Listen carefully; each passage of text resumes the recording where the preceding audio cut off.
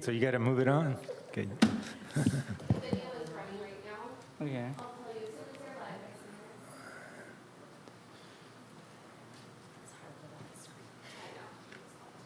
So I just.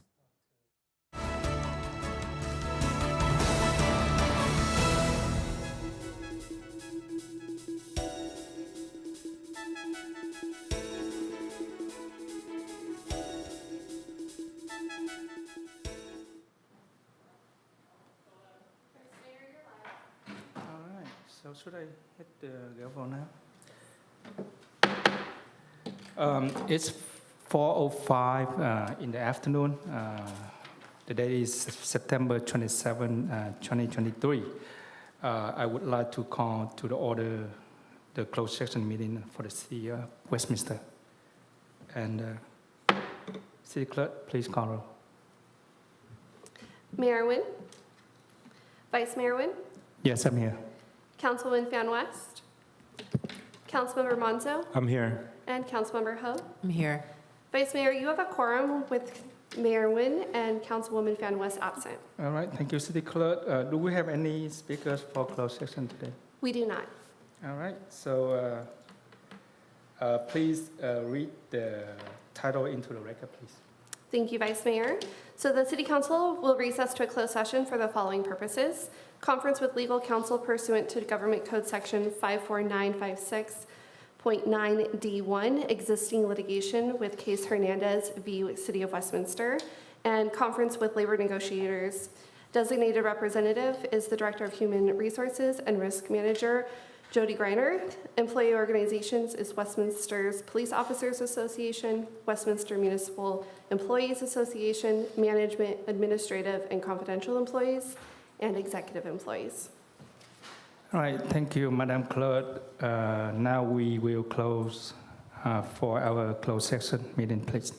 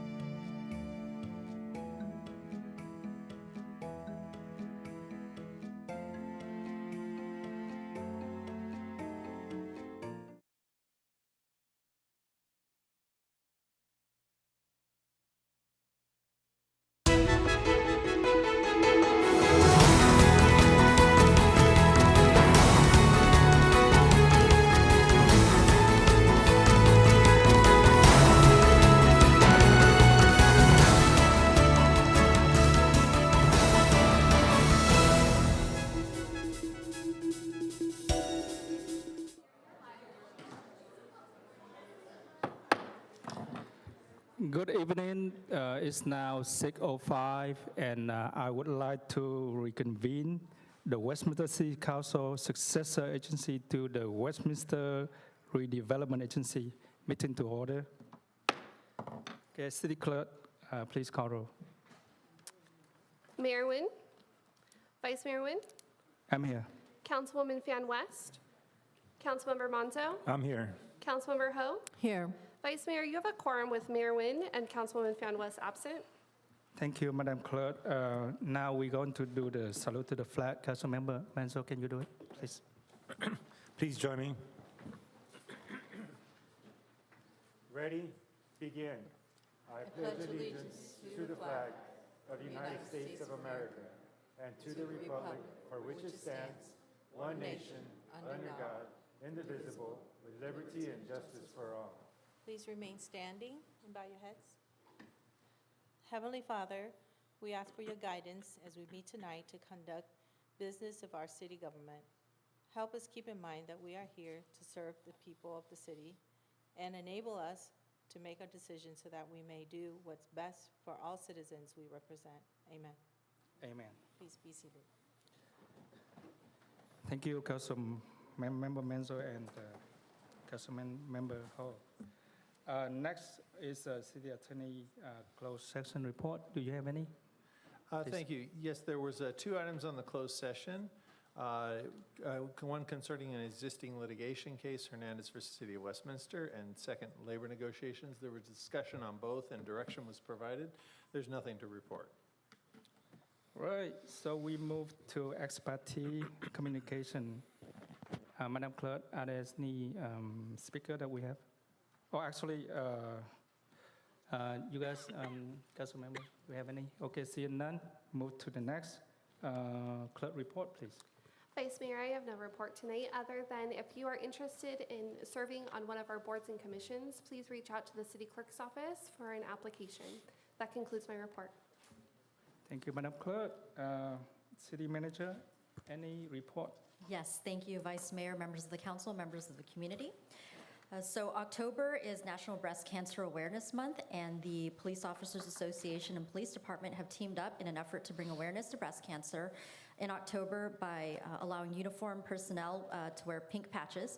These pink patches will also be available for sale, and all proceeds go to the Susan G. Komen Foundation to help fund research to fight breast cancer. Both men and women are affected by breast cancer. It's estimated that in 2023, there will be almost 297,790 new cases of invasive breast cancer in women and almost 2,800 new cases in men. So please buy a pink patch or 2 to help find a cure. So today we actually have a table outside of the council chambers for anyone who's interested in purchasing a pink patch or a keychain.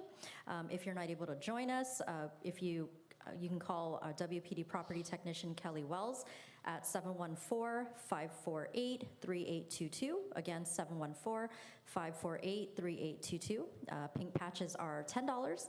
There's also some specialty canine pink patches for $10, and then mini pink patch keychains for $5. And again, all proceeds go to the Susan G. Komen Foundation. Next, we have a Coffee with a Canine event on Tuesday, October 3rd from 10 a.m. to 12 p.m. over at 7 Leaves on 15491 Brookhurst Street. So please stop by, have a coffee, chat with PD officers, and meet Canine Dragon. So hope to see you there. Again, that's next Tuesday, October 3rd from 10 a.m. to 12 p.m. The Senior Center is hosting their their Autumn Splendor Dance on Friday, October 13th, Friday the 13th, from 12:30 to 2:30 p.m. Tickets are $5 in advance or $7 at the door. It includes entertainment provided by DJ Professor D and light refreshments. If you're interested, you'd like to attend, please call 714-895-2878. The FRC, or the Family Resource Center, is partnering up with Love Westminster to host a school supplies distribution and dinner event next Thursday, October 5th, from 6 to 8 p.m. Space is limited, and advance registration is required. Interested families should visit the FRC at 7200 Plaza Street or call 714-903-1331 for more information and to sign up. The fall newsletter and recreation guide is currently out. Check out the brochure for a listing of many of our unique classes, including dance, martial arts, sports, and more. Registration's open, and many classes are still available. It's a great opportunity for you to try out some new skills or refresh on old ones for a great price and, with your fellow community members. Youth sports are also starting next week. Sign up now for our basketball and soccer clinics, which are led by our recreation leaders. And on Friday, October 27th, mark your calendars for this year's Halloween Spooktacular in the Civic Center. The event will feature a trunk or treat that will take place from 4:30 to 6:15 p.m. It also features community ofrendas, crafts and games for the whole family, and food trucks. And then starting at 6:30 p.m. in the Sunken Gardens, you can finish the night out with a movie. So it's a combination trunk or treat with movie in the parks. So for more information about any of these events, call Community Services 714-895-2860 or visit us online. This last month, if you've been out into our Civic Center, so September Suicide Prevention Month, and we have actually changed our clock tower, the clock tower in the Civic Center, the colors to teal and purple, which are the official colors of suicide prevention, in support of the healthcare agency's second annual Light Up Hope OC. So the lights will still be up through the end of this week, and again, that's to support Suicide Prevention Month. Last but not least, our mayor cannot be here today, but he wanted to extend his, from the bottom of his heart, his heartfelt thanks to the staff who worked hard over the weekend for a very successful fall festival, as well as the members of the community who all came out for this event. It was definitely overwhelming. I myself, I was out there as well, and it was definitely a very successful event, and we are so proud of the production, and we're really proud of staff and those who came out to to support to support our efforts to be bigger and better with our community events. With that concludes my report. All right, thank you, Madam City Manager. So this brings us to the special presentations, and we will be saying a few words of recognition from the dais, and take photos immediately follow the presentation. I'm going to read it. First, we're going to honor Claire Amex. We would to take a few minutes to recognize a long-time employee who is retiring this week, which is Claire Amex. She has been a part of the City of Westminster family for over 15 years. Claire began her service to the city as a volunteer in the senior center. She was soon hired as an intern in 2006, and in 2007, Claire was promoted to senior outreach worker, where she connected aging clients with valuable resources. In 2008, she was selected to fill the full-time community service coordinator position in the senior center. And in 2010, Claire was promoted to senior center supervisor, where she has served since. As senior center supervisor, Claire was overseeing the day-to-day operations of the center, including daily meals, transportation programs, events and activities, and outreach services.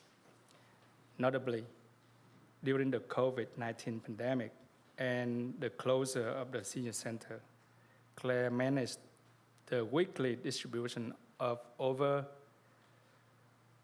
2,700 grabs and go meals and implemented the telecare call program, where staff would make weekly calls to check in with our vulnerable seniors.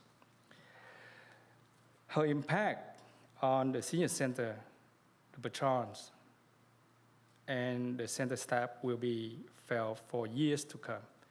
And on behalf of the City of Westminster, we sincerely thank you for your service, Claire. and wish you all the best in your retirement.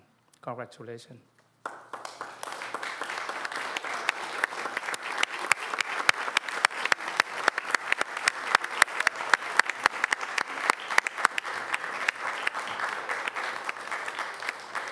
Yeah, please stand up to be recognized, Claire. Thank you. Now we want to wait 2 more. I'm going to read the next 2, and then I'm going to invite you guys, to take up photos. Proclamation Fire Prevention Week, October 8, 14, 2023. Today, we recognize the significance of fire safety both locally and nationally. We highlight that homes are a major concern for fire safety and that cooking is the leading cause of house fires and injuries in the country. This proclamation emphasized the importance of working smoke alarms in reducing the risk of fire-related incidents. This proclamation acknowledges that a significant amount of home fires occurs in homes without smoke alarms and stress the importance of public education and outreach to encourage fire safety in homes. We also would like to introduce the 2023 Fire Prevention Week. Cooking safety starts with you. Pay attention to fire prevention. As a reminder to educate residents about simple yet important action to prevent cooking fires. Now, therefore, I, Vice Mayor Nam Quang Nguyen, on behalf of Mayor Chi Charlie Nguyen and Council members Amy Phang West, Carlos Manzo, and Kimberly Ho, do hereby proclaim October 8 to 14, 2023 as a Fire Prevention Week in the city of Westminster and urge the residents to practice safe cooking habits, stay in the kitchen while cooking, remove items from around the stove that can catch fire, and support the many public safety activities and efforts of Orange County Fire Authority during Fire Prevention Week 2023. Proclamation National Hispanic Heritage Month, September 15 to October 15, 2023. Today we come together to celebrate National Hispanic Heritage Month, a time when we honor the cultures, histories, and contributions of our fellow citizens whose roots trace back to Spain, Mexico, the Caribbean, the Central and South America. This tradition, which began in 1968 as a Hispanic Heritage Week, was expanded to month-long celebration in 1988 by President Ronald Reagan, showing the importance of this heritage to our nation. September 15, the start of this month-long celebration, marks the independence of anniversaries of several Latin American countries. Beyond history, we must recognize the great contribution of Hispanic Americans, including their dedication to our armed force, where they've served with honor and earned the Medal of Honor of their bravery. Now, therefore, I, Vice Mayor Nam Quang Nguyen, on behalf of Mayor Chi Charlie Nguyen and Council Member Amy Phang West, Carlos Manzo, and Kimberly Ho, do hereby proclaim September 15 to October 15, 2023 as National Hispanic Heritage Month in the city of Westminster and encourage all the participate in local events and to learn and experience the positive influences that have enriched our communities. Thank you. Now I would like to invite Councilmember Manzo and Councilmember Hall to join me at the podium.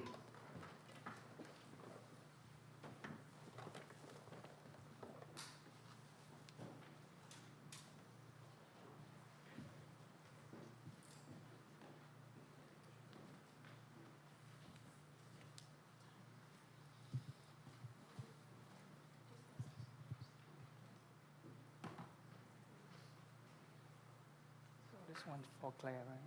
Claire.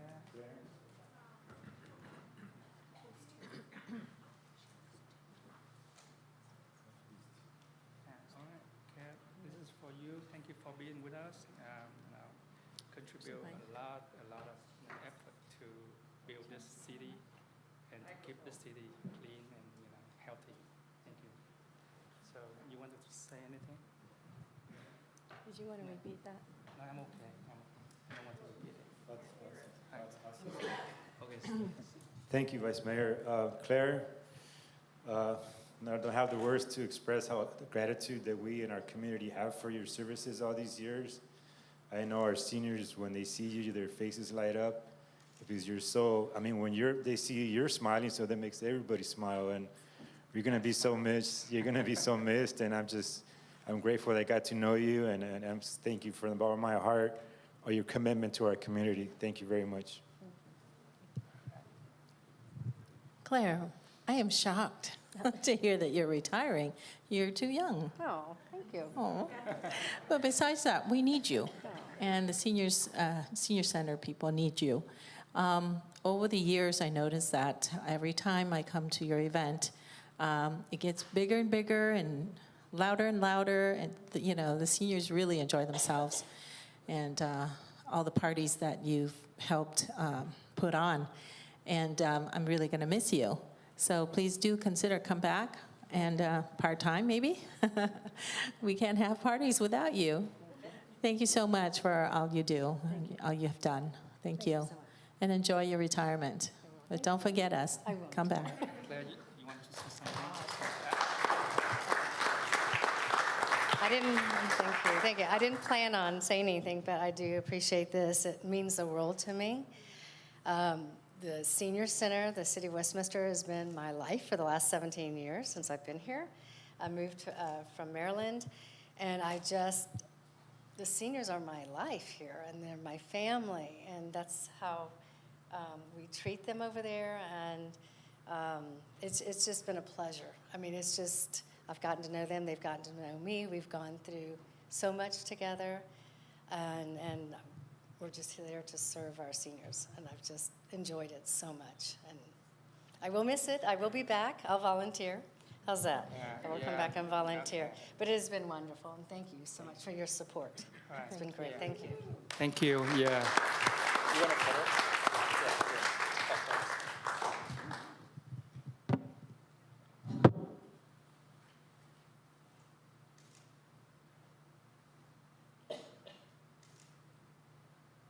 All right. Thank you, Claire. Be around. Thank you so much.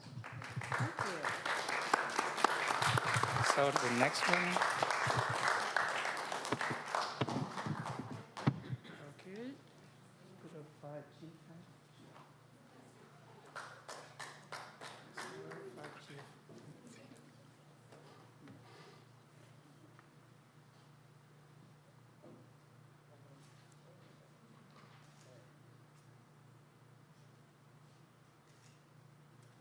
Want to say something? I appreciate Vice Mayor, Council, staff, and all the residents. Obviously, fire prevention is, my job steps in when fire prevention fails, right? We go operational, and a safe community is a community without fire, and I hope that we get put without a job. That's what we're here for.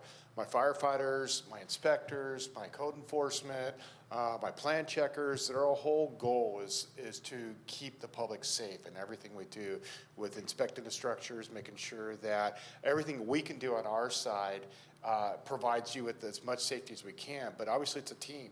We can't be everywhere. And bringing attention to the importance of fire prevention and fire safety will help us all work together on this. And if we can eliminate it, then we save a lot of grief, a lot of tragedy.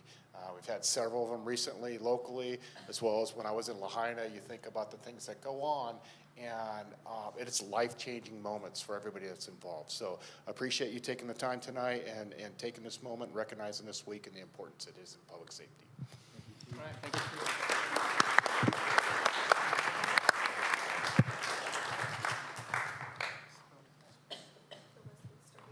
We have a material Yeah, all from high school, Yes, please come on up here. from our local high school in Westminster. You want to give? Sure. Welcome. Okay, yeah. Who's mostly holidays. And how you? Yeah. Yeah. Take a picture though.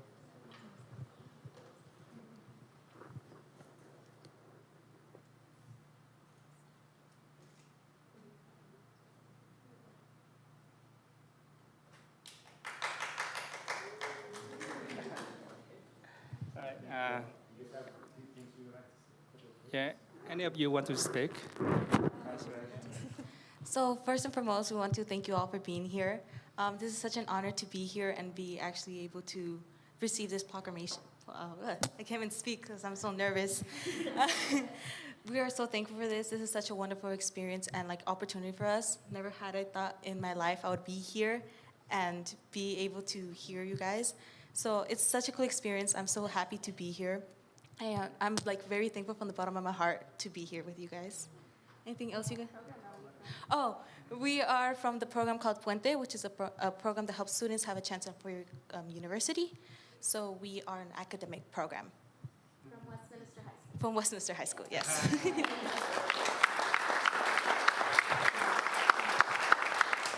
I just want to say Yeah, thank you for being here. I'm receiving this on behalf of National Hispanic Heritage Month. next is And also, thank you for what you guys do for our community. You're really known in the community, and just people tell me such good things about you guys and what you've been doing. So I just wanted to have you here, so thank you for being here. Thank you.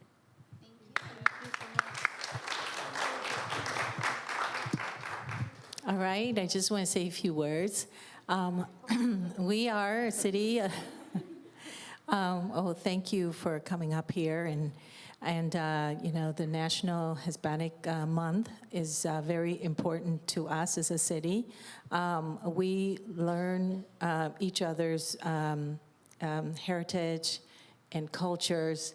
And I myself love Spanish, learning Spanish. As a matter of fact, throughout the day, I can tell you that I make, whenever I, speak to people who speak Spanish better than I do, I try to learn. And then I also love Mexican food. So it really is really important that we share the cultures and we learn not just the food, but we do learn through foods, right? And so thank you so much for sharing this opportunity with us. This is really a learning experience for us all. Thank you.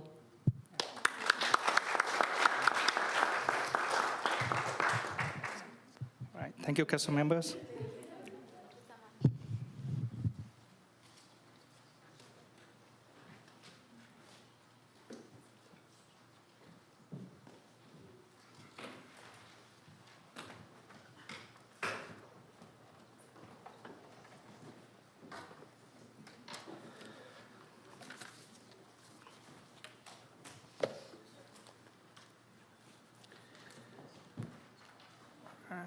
All right, thank you for coming to join us tonight.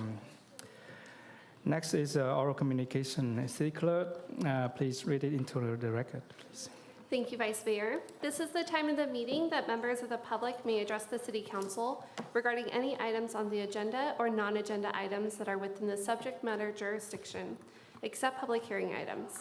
Members of the public wishing to address public hearing items shall do so at the time of the public hearing. Unless otherwise extended by a majority vote of the City Council, comment shall be limited to 3 minutes per speaker. Any person wishing to address the City Council in person should complete a green speaker slip that is provided at the entrance to the council chambers and submit the card to the city clerk. When your name is called, please step to the podium at that time. State your name and the city of residence for the record. All right, thank you, Madam Clerk. I would like to add to that, the city also has the resolution number 4963.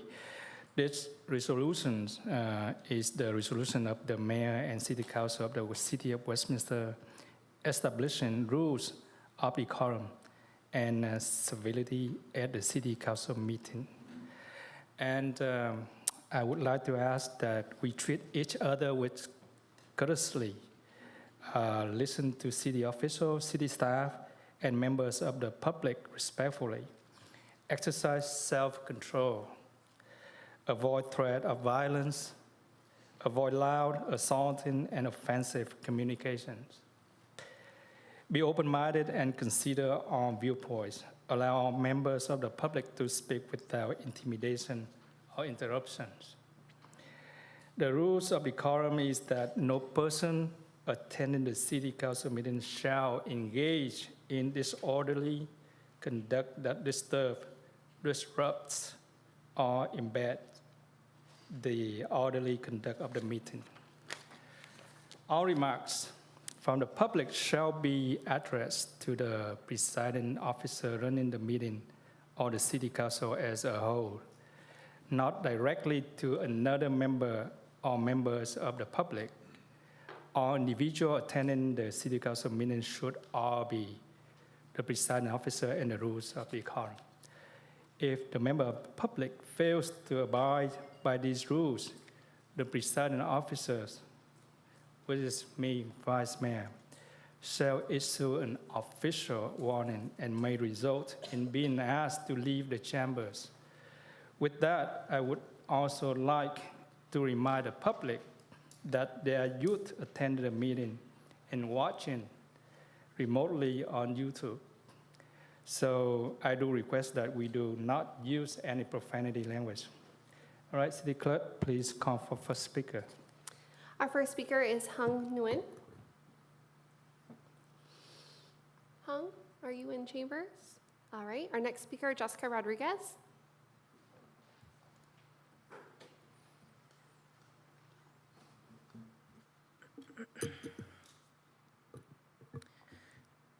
Good evening, all. Good evening, Council. My name is Jessica Rodriguez, lifelong resident of Westminster. I am the lead designer at Little Hill Floral Designs off of Westminster and Edwards in District 2. I am here to address the Council regarding an inept response to the immense amount of disorderly conduct taking place in the parking lot of our place of business at 14022 Edwards Street. Within the past year, the city has seen a great increase in homelessness, and with it has come a daily occurrence of property damage, campsites, defecation, drug use, sex, and the like taking place at the very doorstep of our business. I have video and photographic evidence of all these events. When we have clients walking into the parking lot ready to book their wedding or event florals, yet they turn to see a pair of homeless people smoking meth, it makes them question whether they should be doing business here or anywhere in the city, because this issue plagues all of Westminster. Not only does this jeopardize business in our city today, these disgraceful events take place a hop, skip, and jump away from our local high school, middle schools, and elementary schools. Our city's children are witnessing the wreckage in our town firsthand. What reason should they pursue opening businesses here in their future? Many instances, we have called the city police, like when we had our gas tank drained, or when a known dangerous do not engage transient made a mess of our parking lot, causing property damage, and then chose to make her way into our studio the next day and yell at our office manager. Or the many times where we risk our safety to cross the line of the homeless people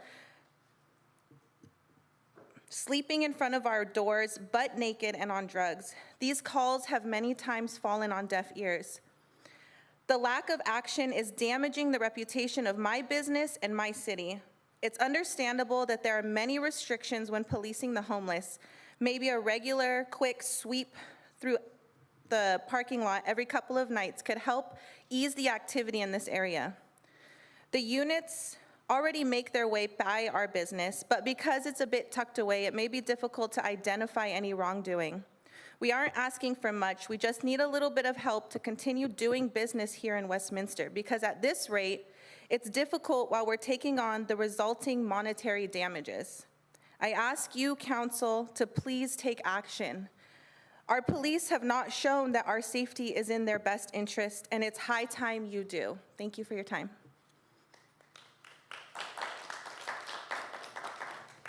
Our next speaker is Terry Raines.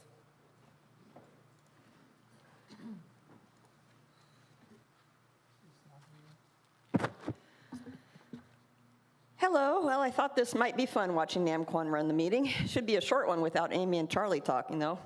A huge shout out to Christina, Adolfo, Vanessa, Jake, Chief, and all of our city staff who worked so hard to bring us the amazing Fall Festival and Taste of Westminster. You guys rock. I attended Friday night's Taste event, and it was packed. Great way to promote our local restaurants. Amy and Nam Kwan were not there, but Charlie, Christina, and Adolfo made the extra effort to fly back from Sacramento and go directly to the event.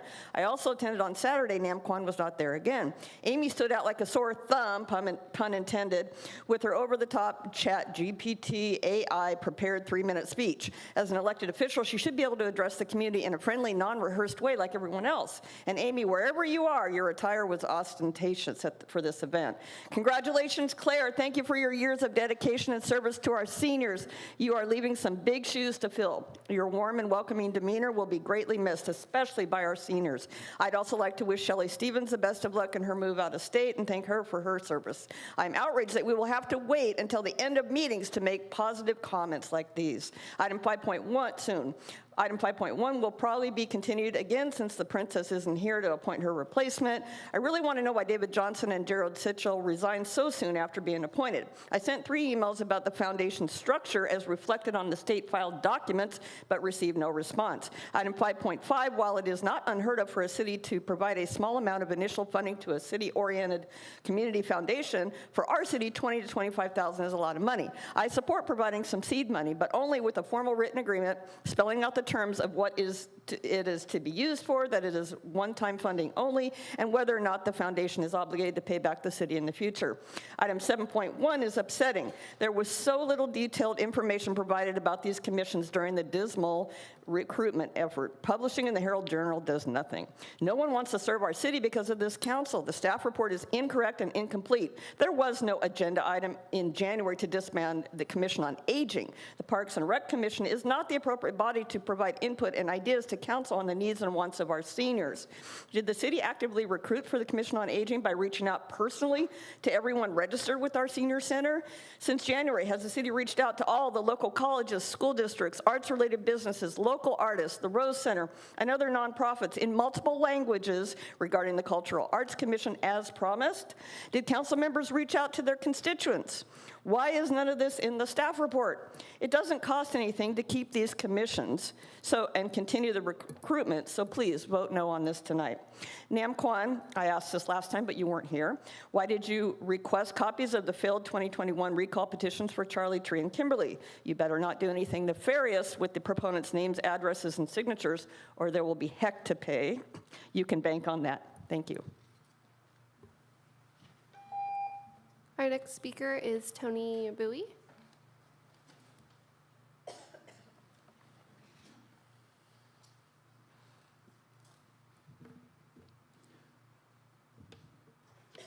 Good evening, Vice Mayor Nam Kwan Nguyen, City Council Member Carlos Menzo, City Council Member Kim Lee Ho, and on the Police Department and the attorney of the city, and also the city manager, and all the people who have working hard to make our city thriving, improving in many aspects.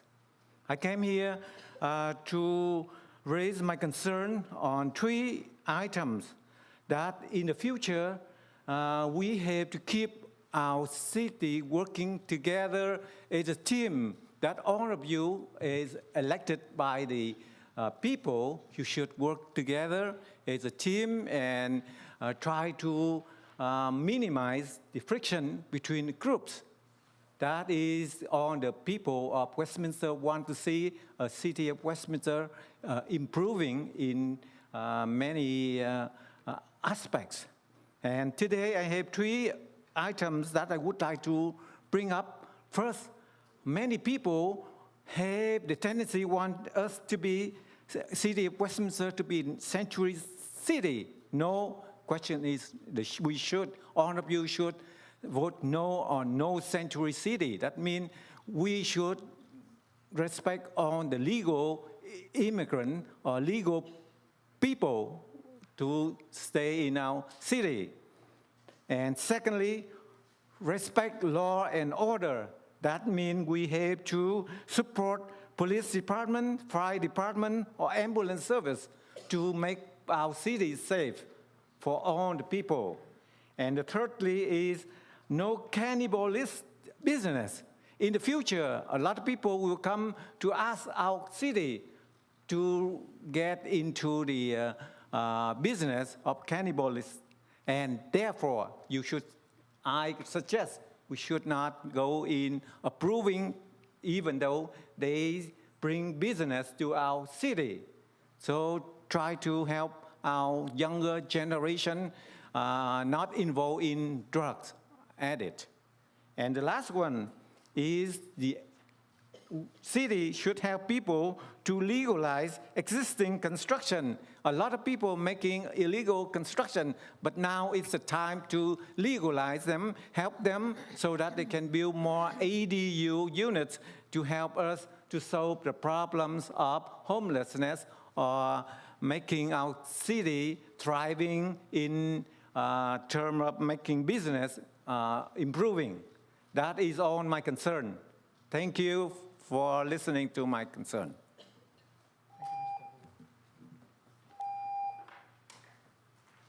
Our next speaker is Victoria Cooper.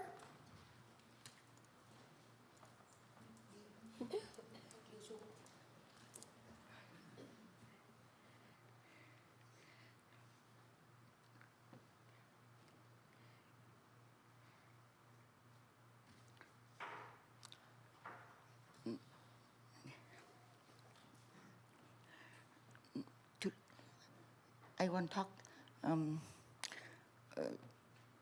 First, I want to talk with farmer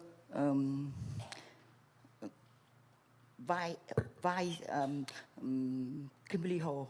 Help me. I want to talk Vietnamese. Tôi muốn nói cái tội ác mà 600 đồng tiền hỗ trợ cúng Vũ Hán đó. Ngay tại Westminster này mà tôi bị cái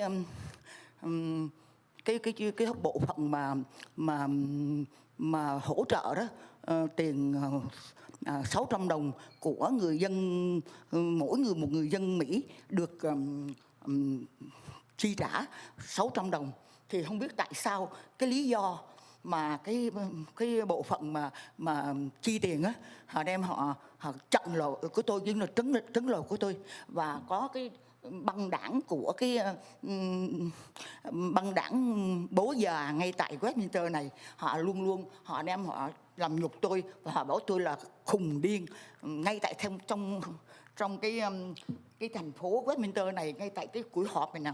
Thành ra là họ trấn lột, và tôi không hiểu tại sao mà cái tội ác này gây ra, mà tôi muốn nói chuyện với lại supervisor của ông Andrew Đỗ đó, khi ông tới đây mà tôi muốn có ý kiến với ổng đó, để mà coi như là tại sao để cái tội ác mà trấn lột cái tiền hỗ trợ, tiền thuế của người dân Mỹ trong cái vụ cúng Vũ Hán như vậy, mà chỉ vì là tôi luôn đòi lại cái chiến thắng của trong đời trời lỡ đất của Tổng thống Donald Trump, và người dân Mỹ vote cho Tổng thống Donald Trump win 2024 third 2020 vừa rồi đã vote đó, nhưng mà vote by mail và gian lận của Sleepy Joe và đồng bọn, cho nên khi mà họ thù ghét tôi, họ đem họ trấn lột cái tiền thuế của người dân khi mà hỗ trợ cho mỗi một người dân Mỹ hợp pháp mà bị chặn như vậy. Tôi muốn cựu phó thị trưởng Kim Ly Hồ đó, cũng như là ai ở trong City Hall này biết được cái tội ác này, xin được quan tâm để mà bắt phải trả lại cái số tiền đó. Và tôi đã gửi cái đơn gửi đến cho văn phòng Tổng thống Donald Trump 45 office.com, và cho đến nay thì tôi đang chờ cái chiến thắng sắp tới đây ngày 5 tháng 11 năm 2024 của Tổng thống Donald Trump. Chắc chắn là được người dân Mỹ yêu nước vote cho Tổng thống Donald Trump chiến thắng bằng đúng luật pháp và hiến pháp. Cho nên cái tội ác mà trấn lột cái tiền thuế của người dân Mỹ mà vu cáo cho người dân Mỹ là bị khùng điên, cho nên không có biết tố cáo những cái tội ác của băng đảng bố già ngay tại Westminster này. Xin được cảm ơn, xin cô quan tâm và gọi mời tôi đến. Xin cảm ơn và xin được một lần nữa xin được tri ân và xin được yêu tất cả mọi người đến đây để mà giúp cho thành phố Westminster. Our next speaker is on key.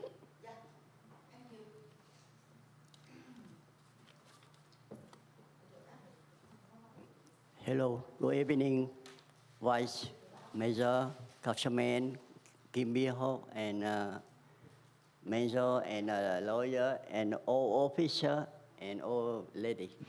My name is An Kiek. Today, I came here. I need to talk. I need to say something about. Really, I need all of you, and really, I need all officer, because I come here. I need to talk about safety and protect our people in Westminster. The case before, I was in 3 hours in office, police station, 3 hours.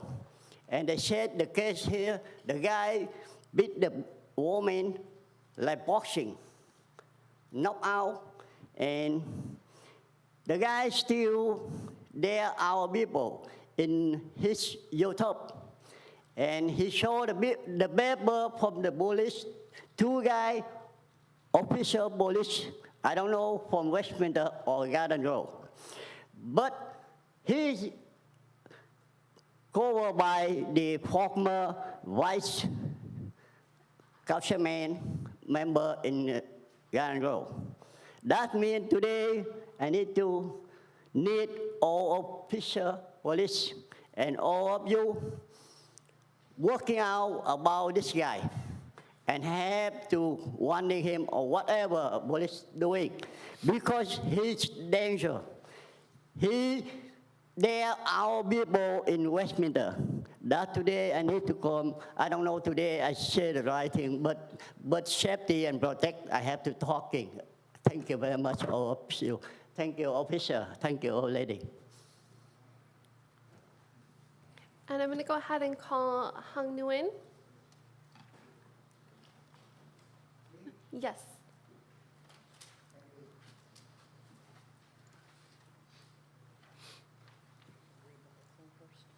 I think I read the Vietnamese first and you read English. Ladies and gentlemen, today I come here that đề nghị rằng vui lòng rút lại nghị quyết 4953 phát hành ngày 1 tháng 9 năm 2019. Thưa quý vị, đây là lần thứ 3 tôi Nguyễn Hùng, cư dân thành phố Westminster yêu cầu Hội đồng nghị viên thành phố Westminster hãy rút lại nghị quyết 4953 vì những lý do sau. Thứ nhất, Chủ nhật ngày 17 tháng 9 năm 2023, ông David Dương, Chủ tịch Hội đồng Quản trị Tổ chức Vietnamese American Business Association, viết tắt là VA3, đã có mặt trong buổi tiếp xúc và dự tiệc khoản đãi với Thủ tướng Việt Nam là ông Phạm Minh Chính do Tổng lãnh sự San Francisco tổ chức. Trước đây các dân biểu là Tạ Đức Chí, địa hạt 70, cựu dân biểu Trần Thái Văn, đại diện giám sát viên Andrew Đỗ, thị trưởng và phó thị trưởng Charlie Nguyễn và Nam Quan Nguyễn, Westminster, nghị viên Joe Đỗ Vinh và luật sư Dina Nguyễn, giám đốc thủy cục Garden Grove và cựu thị trưởng Fortin Valley Michael Võ đã tham dự buổi tiệc do ba khoản đãi dưới sự tài trợ của công ty quốc doanh Việt Nam Airlines và công ty sản xuất xe ô tô điện VinFast ngày 25 tháng 2 năm 2023. Như vậy tôi có quyền xem như là họ đã vi phạm nghị quyết 4953 của thành phố Westminster ban hành ngày 11 tháng 9 năm 2019, hoặc chính họ đã ngấm ngầm công nhận nghị quyết 4953 không còn hữu dụng nữa. Ngày 11 tháng 9 năm 2019, thị trưởng Tạ Đức Chí đã phát hành nghị quyết 4953 với mục đích là chuẩn bị cho cuộc tranh cử các chức vụ trong bầu cử 2020 với chiều bài ủng hộ Việt Nam Cộng Hòa. Một chế độ Việt Nam Cộng Hòa đã chấm dứt trong ngày 30 tháng 4 năm 1975. Vì vậy tôi thỉnh cầu quý vị hãy rút lại nghị quyết 4953 vì sự vi phạm bởi chính quý vị dân cử, nhất là hai điểm trong bản nghị quyết số 4953 đính kèm bên dưới hình 1 và 2 hoàn toàn không thích hợp với sự gặp gỡ của ông David Dương và Thủ tướng Việt Nam là ông Phạm Minh Chính. Điều này chứng tỏ nhà nước Việt Nam không có gì phải quan ngại và cũng không tỏ ra nguy hiểm khi Tổng thống Joe Biden đã đến thăm Việt Nam vào ngày 10 và ngày 11 tháng 9 năm 2023. Đề nghị ký thỏa hiệp đối tác chiến lược toàn diện, trong đó phản lực cơ chiến đấu F-16 Viper cũng đã được đồng ý bán cho Việt Nam. Thứ hai, nghị quyết 4953 đã đi ngược lại với chính sách của chính phủ Liên bang Hoa Kỳ. Từ khi Hoa Kỳ và Việt Nam đã tái lập băng giao và bình thường hóa quan hệ ngoại giao, từ tháng 7 năm 1997 đã có tới 6 Tổng thống Hoa Kỳ Việt Nam đến trong vòng 25 năm. Thứ ba, sau chuyến đi của Tổng thống Joe Biden thăm Việt Nam vào ngày mùng 2 và hai ngày mùng 10 và mùng 11 tháng năm 2023 là một bằng chứng rõ ràng cho thấy hai quốc gia đã có băng giao và hợp tác trên bình diện ngoại giao một cách không quan ngại, như là những đồng minh xây dựng hòa bình để cho thế giới. Cho nên không thể kết án chính quyền Việt Nam hiện nay là một quốc gia nguy hiểm và thù nghịch với chúng ta nữa. Chúng tôi dành cho bà nói chuyện bằng tiếng Mỹ.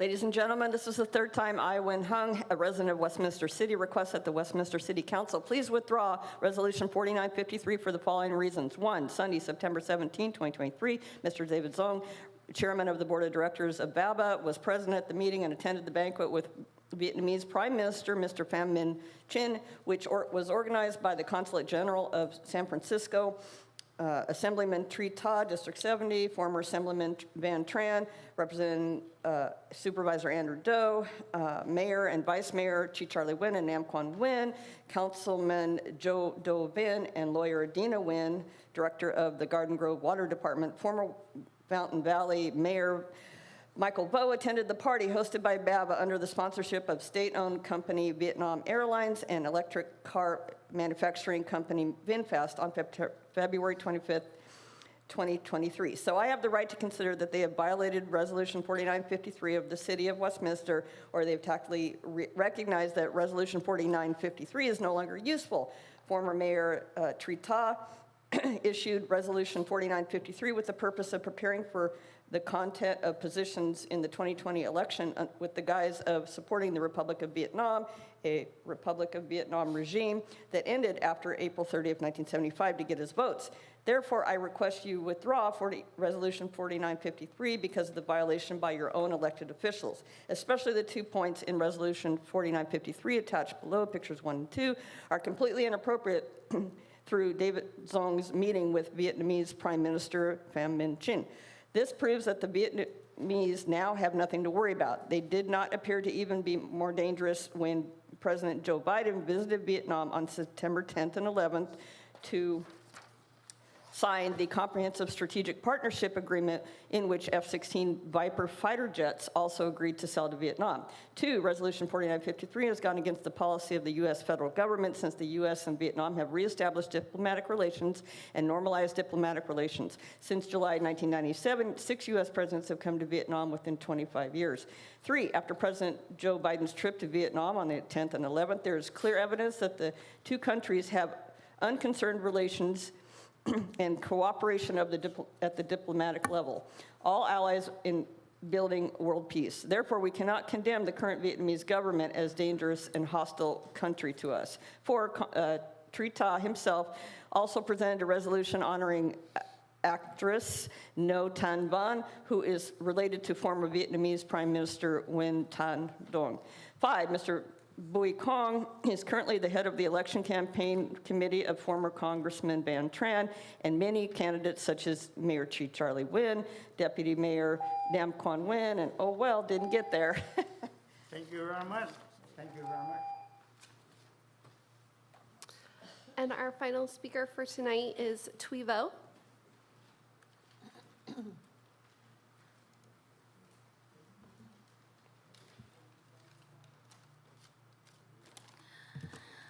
Good evening, Vice Mayor Nam Quang, City Councilwoman Kimberly Ho, Carlos Manzo, the lawyer, the police officer, and city manager and staff clerk. Well, I'm sure that some of us have sent into the video a man beating a woman in front of Đức Thánh Trần. It's, I don't care who's right or wrong, but I think it's uncivilized and it's brutal. And the person, the terrorist, that such action called terrorist, still humiliating women. I'm one of them. When I went to Vietnam, he took the picture from my Facebook and humiliated me in a chat group. And he still does. Every other day, he went on YouTube, humiliating me and Dr. Long Pham. And we went in with the police officer and asked for the report, and they say it's not, but probably the day is not accurate. But the president of the community, Vietnamese community, is association, quốc gia, người Việt quốc gia, something, is trying his best to protect this man. And I think the authorities, some of the authorities of the OC are backing it up. And when I say I have proof, I have enough evidence, and I hope that the city will do something about it to keep this place safe. Of course, I'm not living in the city of Westminster, but because of the Vietnamese food, and also the Phúc Lộc Thọ, I always go out there and buying jewelry and all these things. And I heard the other day was, there's a robbery at the Phúc Lộc Thọ. So I'm saying this so that the city council, the police officer, the lawyer, and the city manager heading this city is looking into it and make the place safe for us. Thank you. We do have one more speaker, Vice Mayor Tom Lamb.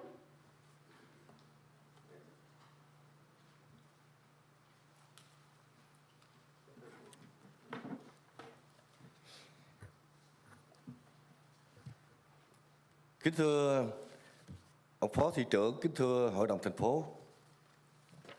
Hôm nay tôi đến đây, kính thưa quý vị, tôi ký tên dưới đây là Thôm Lâm. Hôm nay tôi đến đây để lần thứ hai khiếu nại âm mưu vu khống và nhục mạ.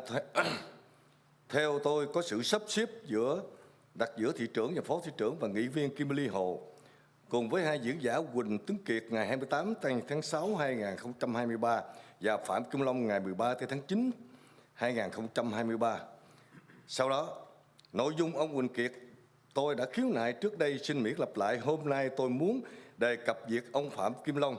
Nhất là vụ đáng tiếc này tôi là nạn nhân. Phải chăng vì tranh chấp cuộc bầu cử 2024 sắp đến, tôi đã công khai xác nhận ủng hộ bà thượng nghị sĩ Janet Nguyễn, mà nghị viên Kimberly Hồ cũng như cựu dân biểu Trần Thế Văn đều cùng ra tranh cử chức vụ giám sát viên đơn vị 1 quận Cam. Tôi đã cảnh báo Phó thị trưởng Nam Quang Nguyễn, người ủng hộ Trần Thế Văn, và nay bà Kimberly Hồ đã lên kế hoạch cho Phạm Kim Long bịa đặt, xuyên tạc vu khống. Tôi cũng cùng với mục đích làm danh dự tôi bị chà đạp, hầu sẽ ảnh hưởng đến cuộc tranh cử của bà thượng nghị sĩ Janet Nguyễn. Ông Long đã tư thù cá nhân tôi hay vì lý do bầu cử 2024 vì ông và bà Võ Thì cùng với tôi đã hoạt động trong ban vận động tranh cử của bà nghị viên Kimberly Hồ trước đây. Về việc vụ này lộn xộn mà ông Kiệt và ông Long vu khống tôi là người chủ động và kết án tôi là người nguy hiểm cho cộng đồng và là vô căn cứ. Theo hiến pháp tôi là người không có tiền án hình sự và chưa bao giờ ra tòa kết án tội tôi. Thì hai người này không thể nhục mạ tôi trước công cộng. Theo báo cáo của cảnh sát hồ sơ 2304546 thì tôi là người nạn nhân, không phải là người gây sự như ông Long, ông Già Kiệt và vô cớ kết án tôi công khai tại Hội đồng Nghị viên thành phố Westminster. Lần này bà nghị viên Kimberly Hồ lại hồ đồ yêu cầu cảnh sát trưởng điều tra. Từ 28 tháng 6 2000 đến 13 tháng 9, bà đã có gần 3 tháng để điều tra, nhưng lời vu khống, cáo buộc và bịa đặt ông Long mà bà đã cả tin hai người Phạm Kim Long và Võ Thùy cũng như Phó Thị trưởng Nam Quang Nguyễn lần trước một cách dại dột. Tại sao quý vị cố tình đưa sự việc này xảy ra hơn 2 năm trước mà theo luật pháp đã đáo hạn để kiện thưa, và nhất là không có phải là việc đã làm? Let me translate. Okay. Regarding I slander with the assistant of the mayor, the deputy mayor, and councilwoman Kimberly Ho. Ladies and gentlemen, I sign below as Tom Lum. Today I come here for the second time to complain about the conspiracy to slander and insult. According to me, an arrangement between the mayor, vice mayor, and councilwoman Kimberly Ho, along with two speakers, Wing Kiet on June 28, 2023, and Pham Kim Long on September 13, 2023. Thereafter, I would like to refrain from the repeating the content from Mr. Wing Kiet attack before. Today, I want to mention to Mr. Pham Kim Long verbal, especially this is unfortunate case. I am the victim. It because of the upcoming 2024 election dispute. I have publicly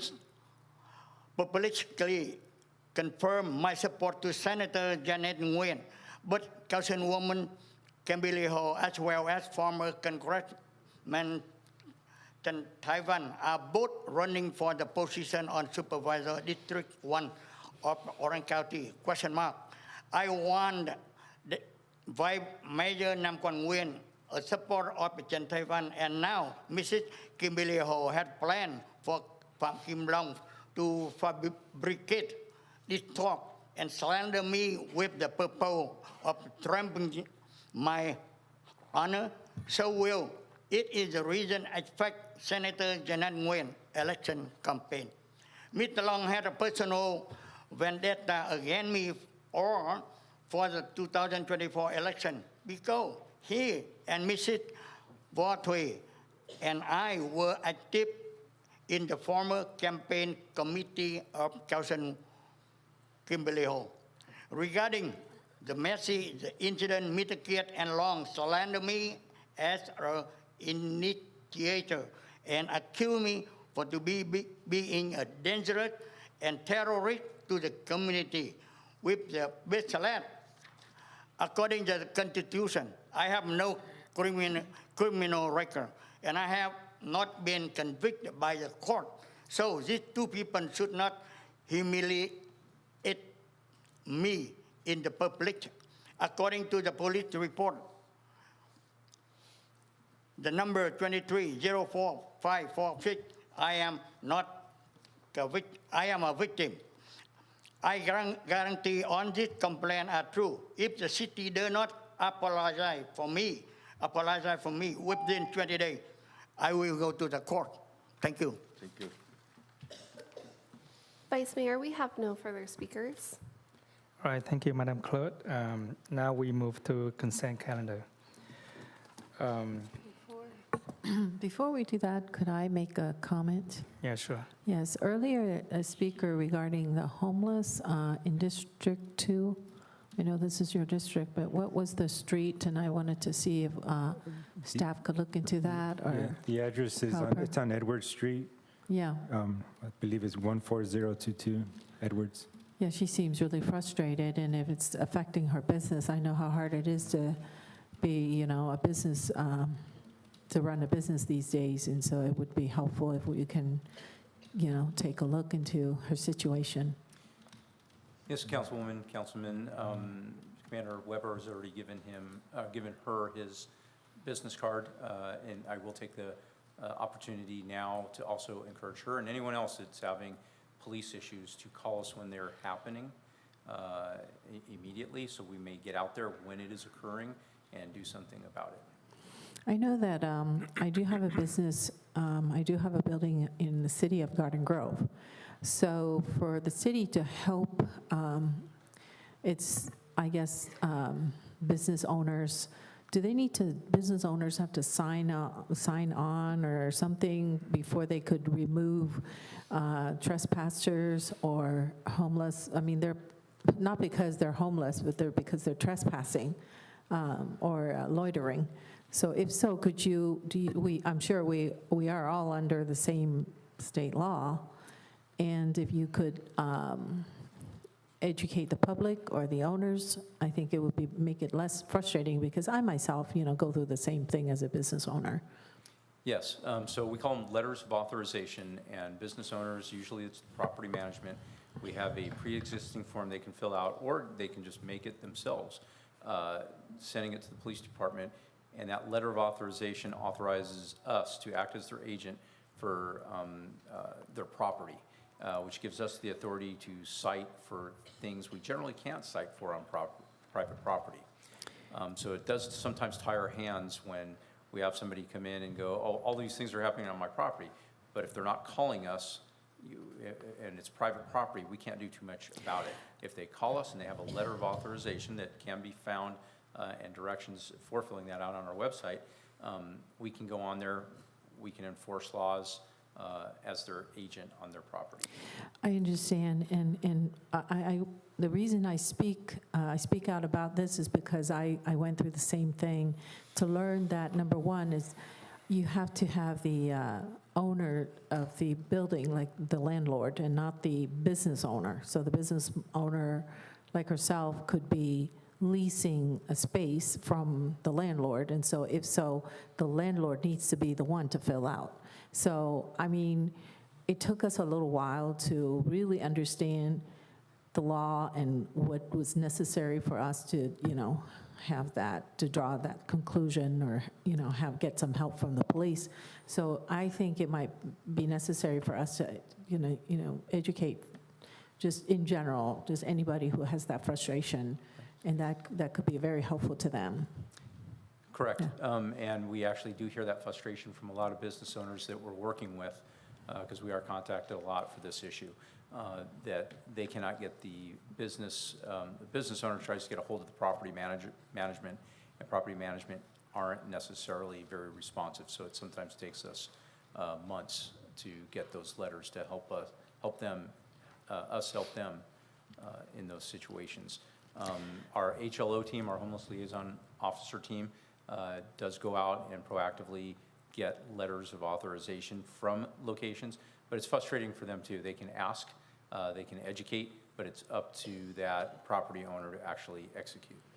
Yeah, because I feel like the business owner may be, maybe I would say, quote unquote, taking it out on, us, WPD, while I think there might be a disconnect between the landlord, the lessee, and our city. So I think it might be, because, this is through some personal experience, and also there's limits to what we can do, what resource we have to help them. And I know that I've had to, as a landlord, I have to hire,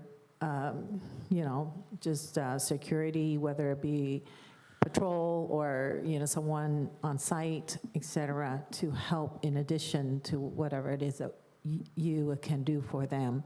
So I think there's got to be some meeting between the two, the three, the landlord, the tenant, as well as WPD. So I would suggest that, because I really feel for her, being that she's trying to make things work for her business.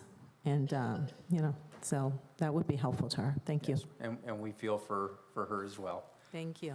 Thank you. Thank you, Chief. I know your team's has actively been on that case as far as issuing those letters, correct? We've been doing that for a bit now. Yes, that's been occurring for some time. Yeah, thank you. No, this is not the oral communication. Yes, we are conducting the business here. Mr. Ho, this is your first warning. The case is over 2 years. You cannot come back, and you are not victim. How do you call it? This is second warning. I might remove you to the chamber, from the chamber. I don't listen. All right, now we go back to consent calendar. All the matters listed under the consent calendar are considered routine and may be approved by a single motion followed by a roll call vote. There will be no separate discussion of these items unless members of the council member or staff request that specific items be removed from the consent calendar for separate action or discussion. So with that, does anyone have any items? Motion to put on? approve. I second. All right, let's go for a vote. Madam Clerk? So I have a motion made by Councilmember Monzo, a second by Councilmember Ho, and that is to approve the consent calendar as is. I'll go ahead and start Correct. with roll call. Yes, please. Councilmember Monzo, Yes. Councilmember Ho, Yes. and Vice Mayor Nguyen. Yes. Motion carried. All right. So the next one is the regular business. I'm going to read it into the record. Actually, before we begin, I will respectfully ask my colleagues here, Councilmember Ho and Councilmember Manzo, if we can.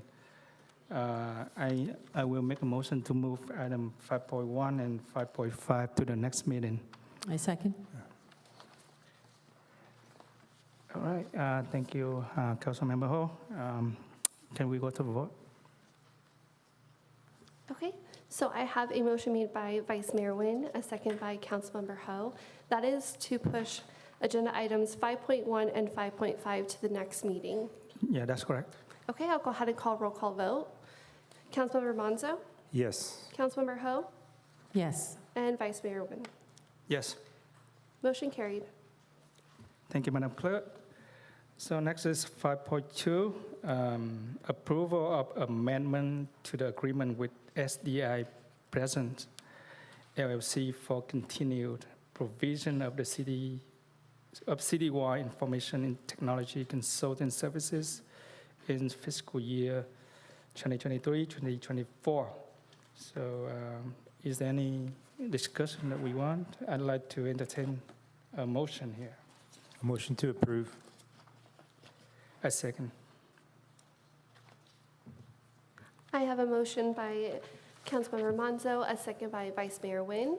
That is to approve the amendment to the agreement with SDI Presence LLC for continued provision of citywide information technology consulting services in fiscal year 2023-2024, and authorize the city manager or her designee to execute amendment number 1 to the agreement. I'll go ahead and call roll call vote. Councilmember Monzo, Yes. Councilmember Ho, Yes. and Vice Mayor. Yes. Motion carried. All right, we move to the next 5.3, approval of a 3-year purchase order with Dell Corporation for Microsoft Office 365 government beginning in fiscal year 2023-2024. Okay, any discussion? I move to approve. A second. Okay, before we make our vote for this item, I would like to invite Jason, the IT from the IT department to come up and speak about this one, because I think the public need to know about this. You would like me to address the council to explain to the public why you're spending so much money? Yes. It is a lot of money. So all of the computers, the desktop computers, the servers, run on Microsoft products. This agenda item renews the licensing for all of those components to support the critical operations of the police department, city-wide, all of the users, all of their desktop computers, Microsoft Office suite, cloud services, security services. We really can't operate without this renewal. Okay, the question is why we wouldn't go for some cheap products like Open Office and like a MySQL like for database. Is that, regarding the safety issue of the operation day-by-day basis? So I would say the paramount reason that we need to use these vetted products is related to the police department's use of criminal history data. Much of that data resides with the FBI, and they establish the regulations regarding accessing and storing and transmitting that data. And so the Microsoft licensing is not part of the commercial package. This is the government package, which means all of the data that's stored resides exclusively within the U.S. and is only accessible by U.S. vetted personnel. This is different than the commercial products where the data may be stored globally. So that's one reason. Secondly, the licensing also comes with support. So a lot of the open products, it's up to the end user to determine how to use them and troubleshoot issues, whereas this licensing agreement also comes with direct support from Microsoft for the life of the agreement for all the products, and also includes product upgrades and patches throughout the term. All right, thank you, Mr. Jason. Is there anything that you want to address the council?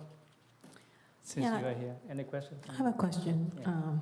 Maybe this question will be for the city manager regarding the RFP process. Is this the RFP process, right? It was not. I can speak to that if you like. Yes, please. Okay, so a number of years ago, I don't know the exact number, more than 5 years ago, the county of Riverside did an open solicitation and negotiated the best pricing with Microsoft. There are a small number of resellers that can then sell through that contract vehicle, and that is the contract vehicle that is referenced in this purchase agreement. And that is the same vehicle that many of the municipalities within the state of California also ride on to leverage that best pricing. So it's cheaper than what you could get in an open market. It's cheaper than the retail. This is exclusive government pricing that was negotiated by the county of Riverside. Councilmember Menzo? Vice Mayor, too, if you would like, Commander Washita could more explain that process. It's within our purchasing policy as well, why there's no RFP. Yeah, please do. If you need more. Yes, I do. Commander Washita.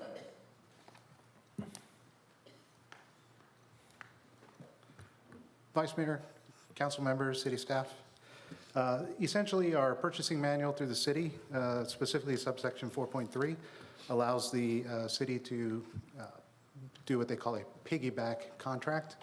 And so as long as another government agency has gone through a competitive bidding process, we can piggyback and use their contract to basically not have to conduct the full RFP.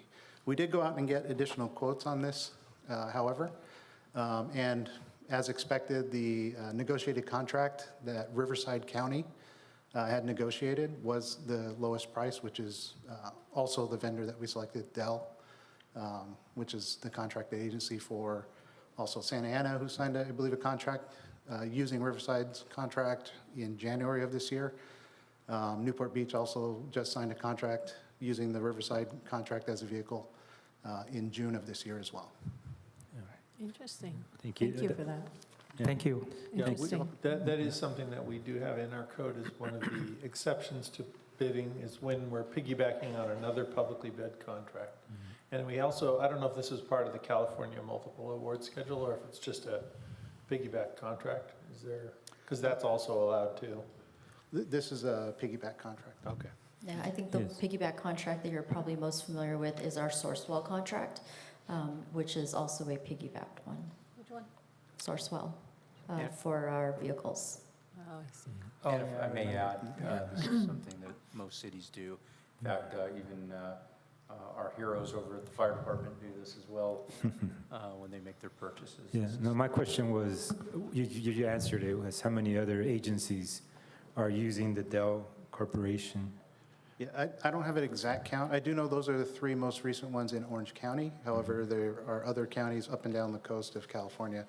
If I remember correctly, Burbank, San Luis Obispo, or some of the other cities, I believe Alameda as well, used this Riverside's pre-negotiated contract as their vehicle. And Councilman, I would actually defer that question to SDI that works with numerous cities across the nation, but I'm pretty confident in saying probably most, only because all police agencies that have the rigorous requirements from the FBI and Department of Justice, where we can store sensitive information and the safeguards around that, we can't go with a cheaper option because their information will be compromised, our information will be compromised.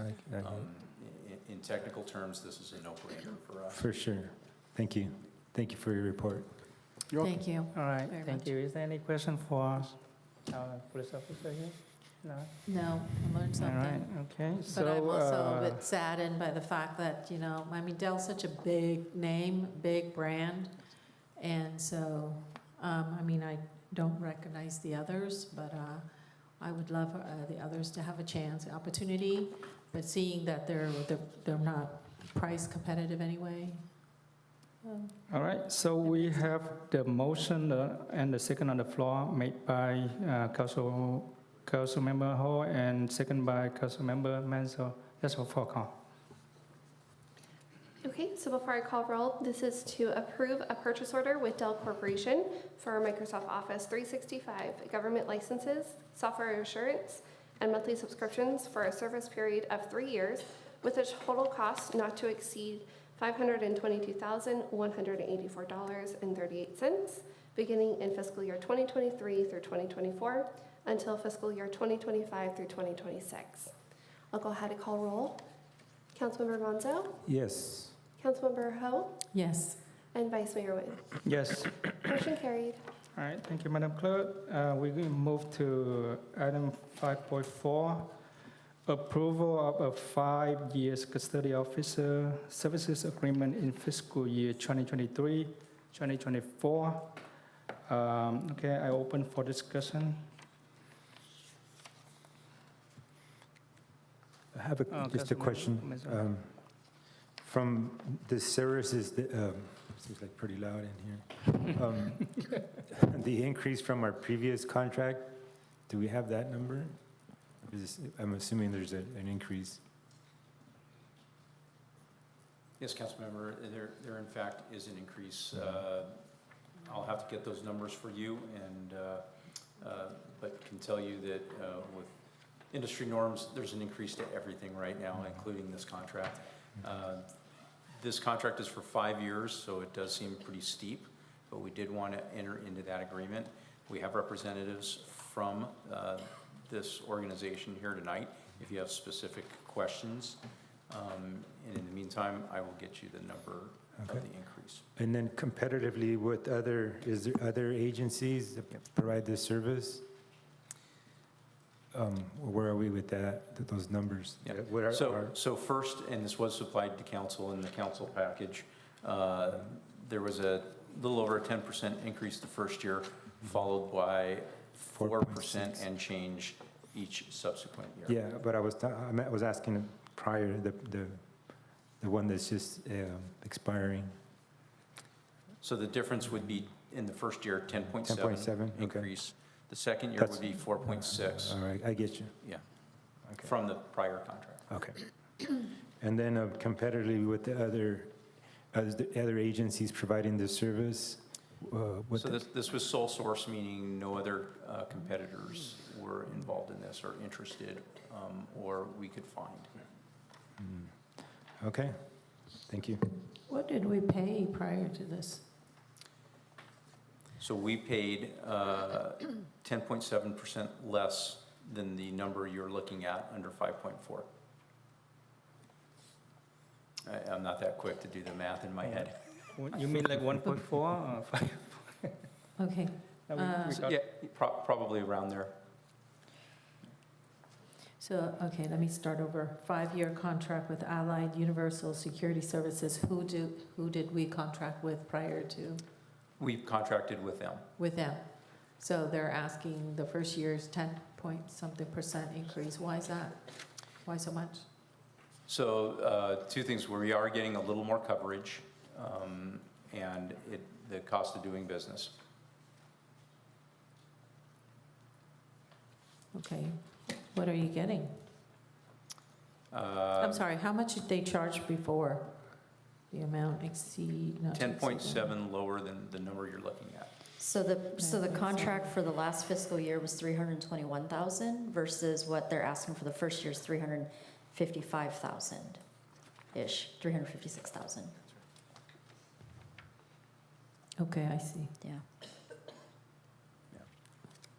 Are we happy with their services? Yes, we are. And you said because there's nobody out there, it's like you have no choice, but, so are you happy, hopefully? We Yes, are. you are. Okay. Thank you. If the chief can actually add to that, the people that are currently working there, or at least the person that's working there, has actually been with us for quite some time. Yeah, so this is for 3 staff members and 1 supervisor. The supervisor, for consistency, has been with us for years, which is important to our organization. They know our processes, they're familiar with our facility, they're familiar with our issues. So that's a very important thing for us too. And I know part of those increases, you had asked Councilwoman, what are we getting for that? Well, part of it's cost of living increases for their employees as well. That's part of it. And that is part of it. And the coverage, I think we got, and if maybe Commander Weber can help me out of this, we got a few more hours of coverage a day. We are looking at housing people longer in our jail, so we do need that with some issues to help us hold on to prisoners longer and possibly bring them to court in the morning. So the coverage does matter to us, and retaining the staff they have for Westminster Police Department, we did agree to the cost of living increases for employees. Chief, sorry to interrupt. Of those increases you spoke about that you're still studying it, see if it's a possibility. So would you come back with the increase on these numbers? Because I'm assuming if we're... No, this will include that. This would include that? Okay. All right, my question is why we have a contract for 5 years? So rates, the longer we actually agree to, the rates can't increase. So we can say it could be year to year, but they can also give us a 10.7% increase year to year. So locking them, and they're here tonight, locking them into a rate, a fixed rate, is to our benefit. In addition to that, we also have an exit clause to where, for some reason, we become unhappy or we decide to go in a different direction, we can get out. So to me personally, it wouldn't matter if it was 10 years. We could get out. I think it's the contract stipulates, I think, 30 days. But going 5 years actually locks them and us into a fixed rate that we can plan for, that we can, and we know what our bills are going to be. Since they are the only service that we have right now, what if in the next couple of years they coming back to us and asking for a raise? At that point, I would ask that the council members be trained to be jailers and take over those services. Agreed. All right, with that, I move to approve.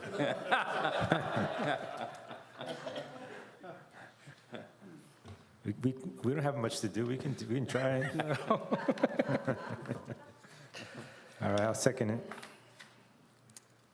Okay, so I have a motion made by Vice Mayor Nguyen and a second made by Councilmember Monzo. This is to approve a 5-year contract with Allied Universal Security Services for custody officer services in an amount not to exceed $1,945,153.28 over the 5-year contract term, and authorize the city manager to execute the agreement on behalf of the city. I'll go ahead and call roll. Councilmember Monzo, Yes. Councilmember Ho, Yes. and Vice Mayor Nguyen. Yes. Motion carried. All right, with that, we move to 7.1. Consider introduction and first reading of an ordinance repealing chapter 2.62 and 2.57 of the Westminster Municipal Code, terminating the Commission of Aging and the Cultural Arts Commission. Right, open for discussion, if anyone. Councilmember Menzo. Thank you, Vice Mayor. Just a question regarding the recruitment process as far as how we mentioned when this came about before us way back when to disband it, the Arts and Culture Commission. Was this flown to the schools? Have we discussed in the colleges and all the different, those two in particular? Was that done? So Vanessa can speak for her involvement with getting the information out. Unfortunately, can't speak for the previous clerk who was here, who had direction to disseminate, but I know that there were postings that were done, but she can talk a little bit more about what she did as well. Yes, so we did reach out to schools, the colleges. I had numerous conversations with residents to try and recruit them for both the Commission on Aging and Cultural Arts, and there was just a lack of interest. I know our previous clerk did attend all of like the senior center events, walked around with applications as well. I know that did happen as well. Many times. What about the members on aging, the previous cycle? None of those were on their wish to return? I think there was one applicant, and the others were just not interested in continuing to serve. And I believe the last round, there was only 3 of 5 commissioner positions filled at that time, too. Oh, really? Yeah. So it was a struggle to get a quorum. Did you sense of one of the reason why, the lack of interest? I think was just a general lack of wanting to put the time in right now. For some of them, it was specific because of the council dynamics, but also the time involved and what their return on investment would be. With COVID as well, so there was a lot, a lot of the commissions were stagnant during COVID. So that kind of made everyone lose momentum when it came to being involved with certain things. So that certainly didn't help, but just to piggyback off that, over the time that I was, city clerk trying to recruit for folks as well, it did have a lot to do with just dynamics and, I guess a level of jadedness to participate in things because, people just aren't sure how involved they can really be, or they had these preconceived notions that things were already decided, in advance, or schedules weren't consistent. Like you didn't have meetings on a regular basis, or you didn't have a schedule in advance where you could say that, we meet once a month, which is what we're trying to clean up now with the existing commissions that we have. But you add a combination of those factors in, and you end up with less applicants. So is there a cost to keeping these open? A financial cost? There's really not a financial cost. It's just a matter of, recruiting. The only thing is when you have an open commission with responsibilities that are for those things, and you don't have people filling them in.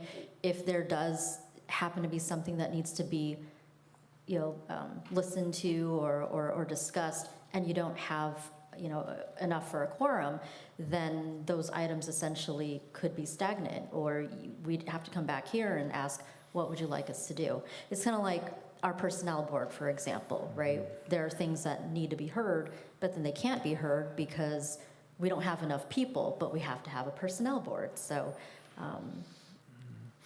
you just have issues like that. Well, I'm just thinking of something real quick.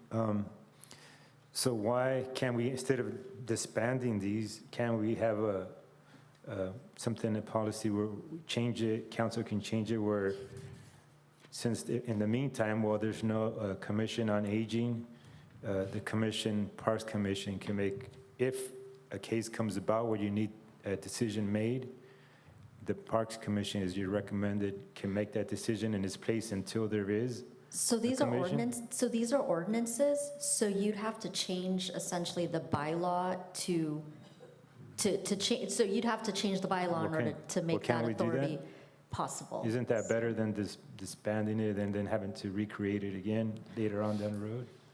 Well, you can argue both ways about it. I know cities that have cultural arts commissions, and they are very active.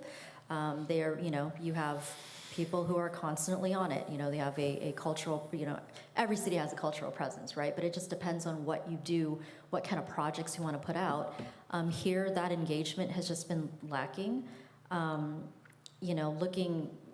We've had this open for, it's been about 2 years since we've had this commission open. We haven't had as much interest, but part of that too is we also haven't really dedicated, the priorities to creating things for this kind of commission to be interested in, and for people to say, oh, these are things that could be part of this commission, let's get involved.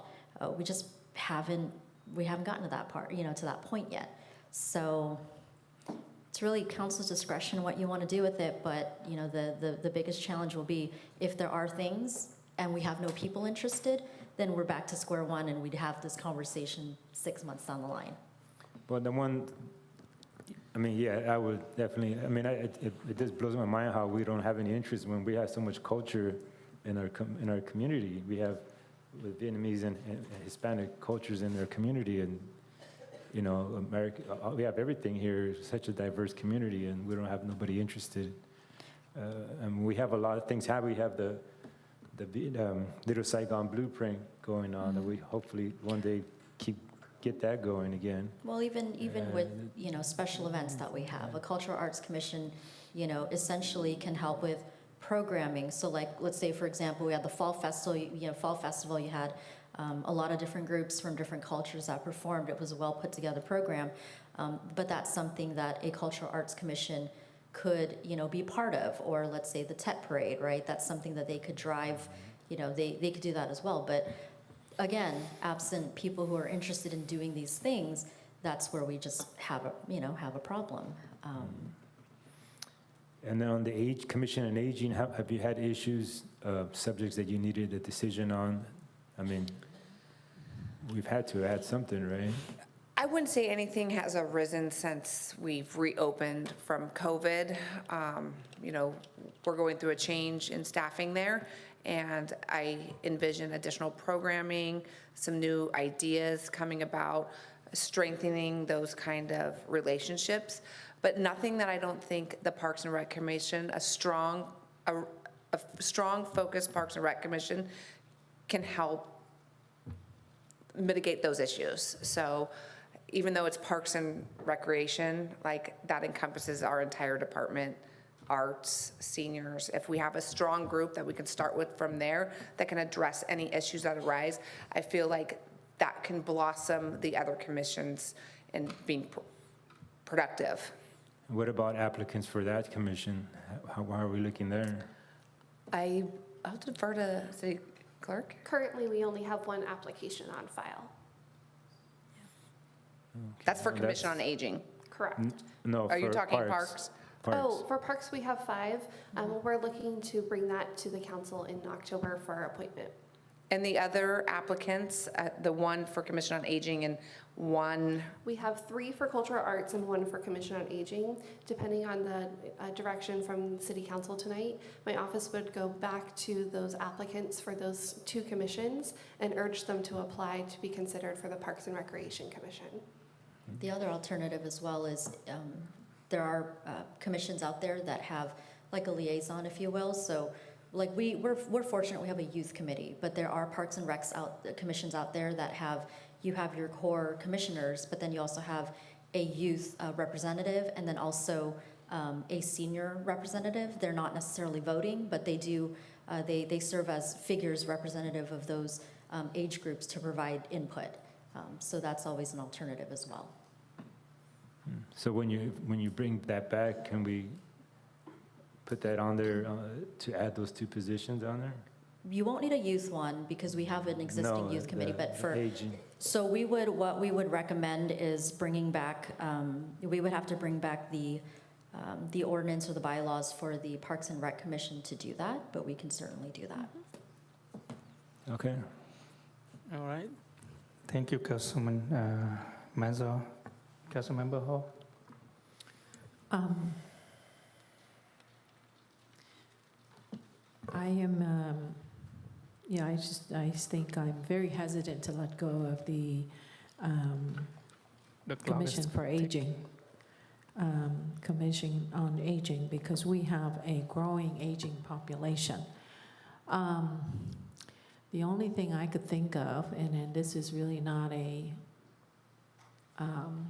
I don't want you to take it wrong, but I'm just thinking that maybe we're not being good salespeople. You know, when you try to sell the idea for people to join the commission,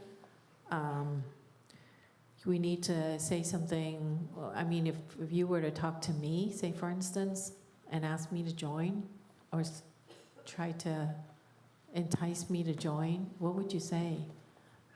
What would you tell me? I would ask if you would like to. You're not that old.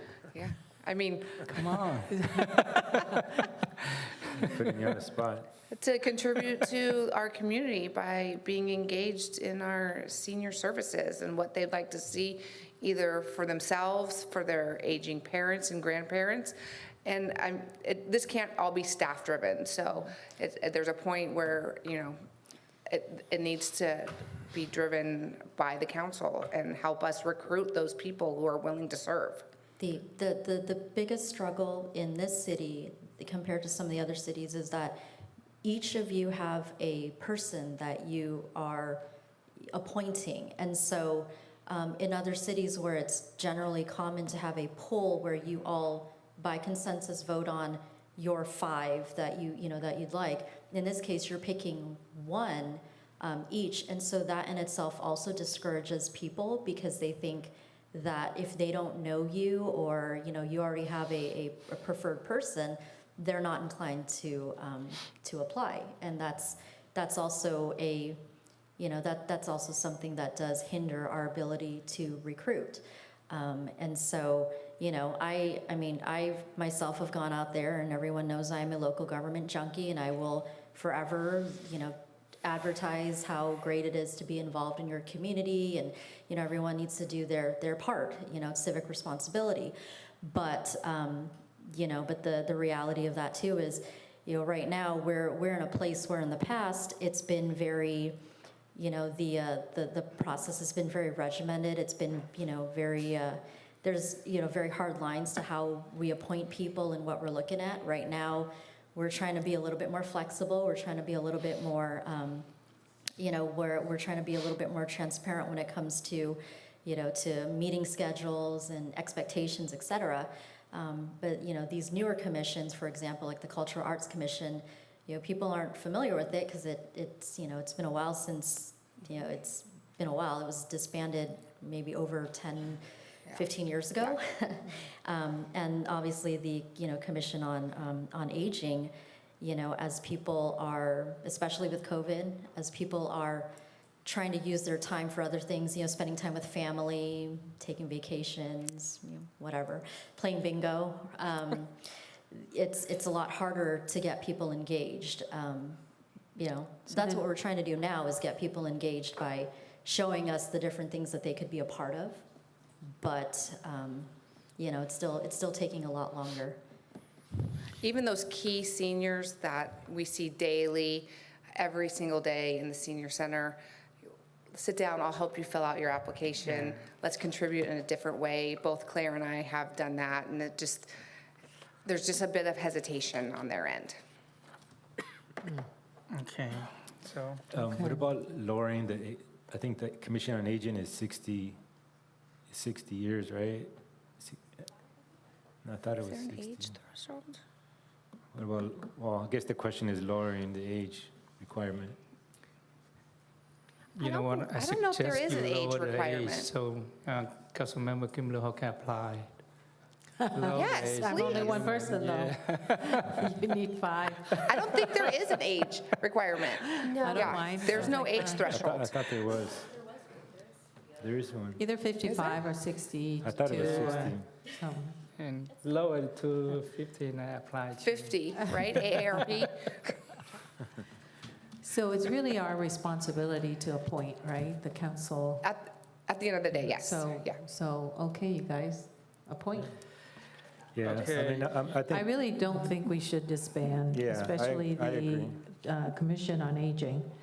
I don't know about the cultural arts, but it'll take time for that one. It's just been disbanded 15 years ago. It'll be a while before we can bring that Okay, one back. you know what? Look right at the situation that we have here. I remember that we have this issue a long time ago, like since the day that the first day that I get into this dais, and we discussed about this. And I think that staff, they spend, a lot of efforts to try and going around, and I can use the words like a begging people to join, and that's not what we want. Okay, the one is we like people to join the commission with passionate, right? So they will come to the meeting and then they do stuff. But if you trying to, here's, please join this. And for doing that, they're not going to join. So, be practical here. We got to do something here, with, all due respect to you and Councilmember Ho. I think it's the right time for us to move on with this.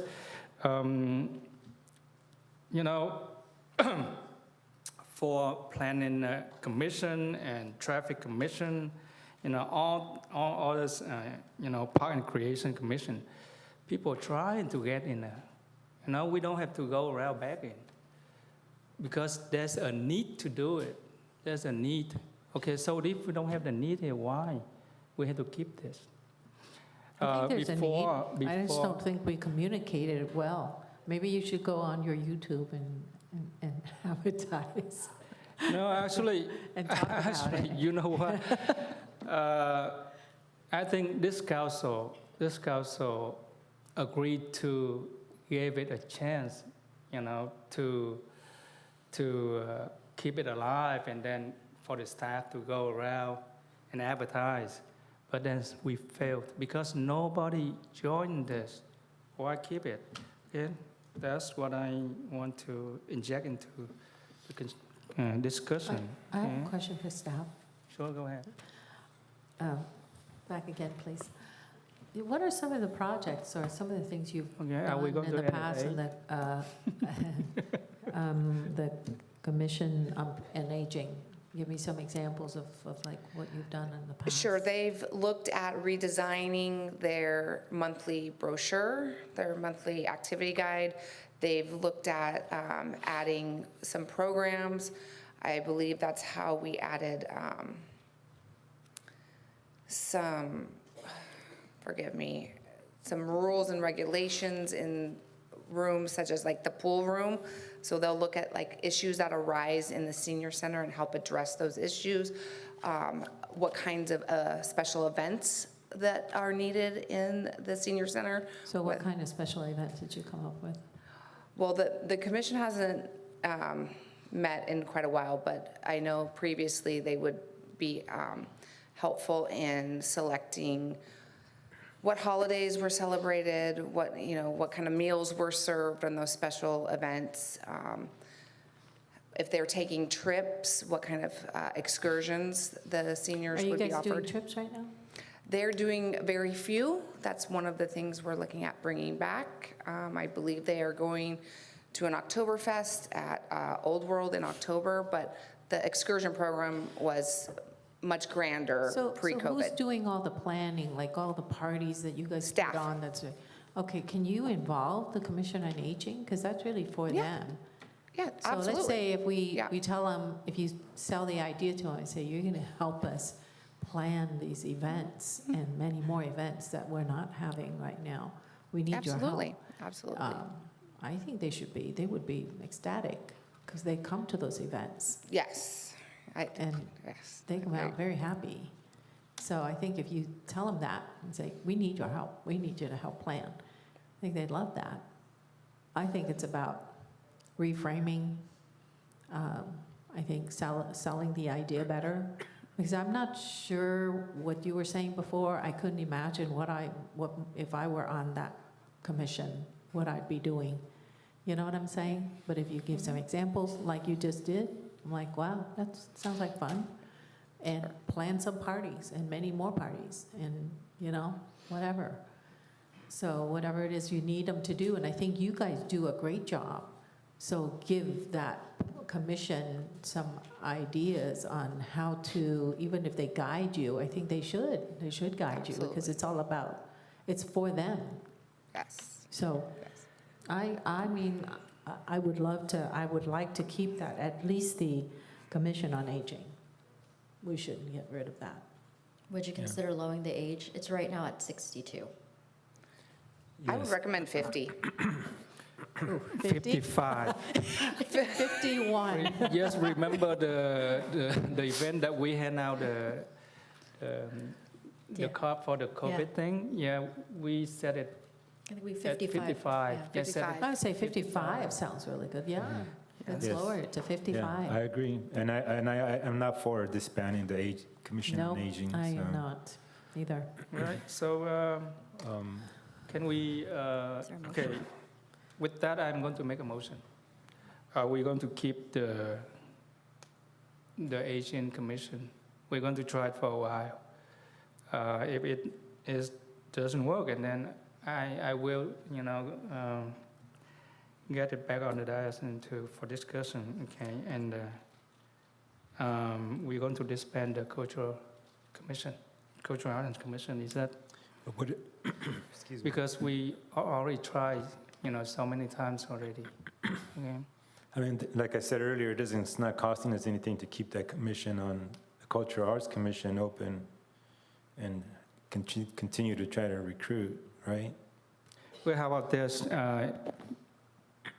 The council members going to, appoint one of our own. But to that it commission. should be, well, see, that's the issue one of the issues that is before us is, one of the issues is that what the city manager spoke about earlier is that preconceived notion that decisions are made beforehand, and that's on us, that's on council, that's actually a reflection on us because of the way we portray ourselves and the way we carry ourselves in the community. Okay. So that's our responsibility. So I think we need to clean our act up to attract more folks to our community. I just don't see, since we should disbanding it. I think leaving it open is fine. See what happens. So I guess our motion is to lower the age requirement for the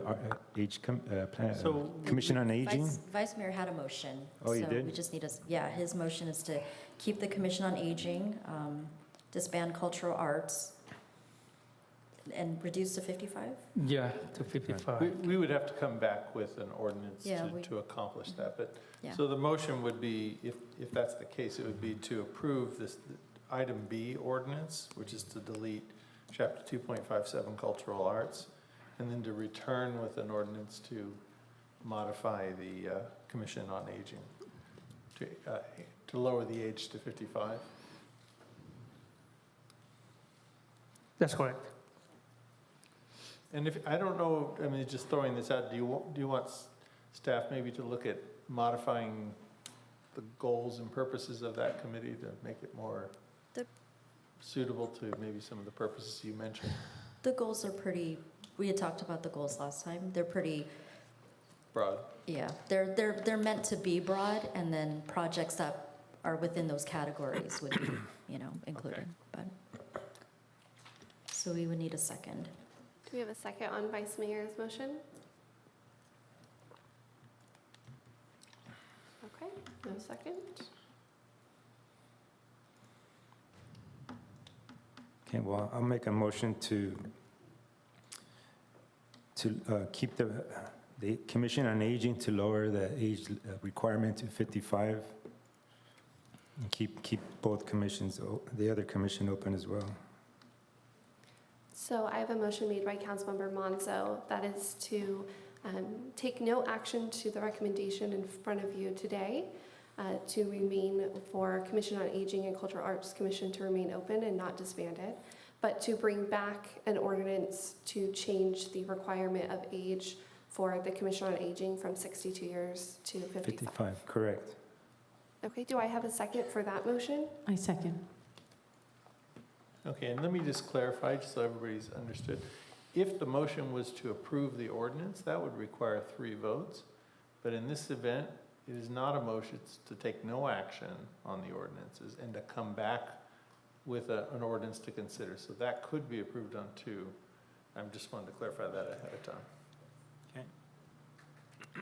Okay, so I have a motion by Councilmember Monzo and a second by Councilmember Ho.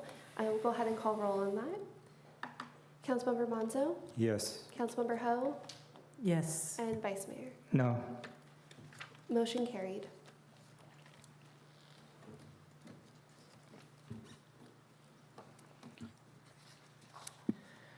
All right, with that, we move to item 8, which is ABC 1, 2, 3, 4. Comment from City Council. Yeah, Councilmember Menzo. Thank you, Vice Mayor.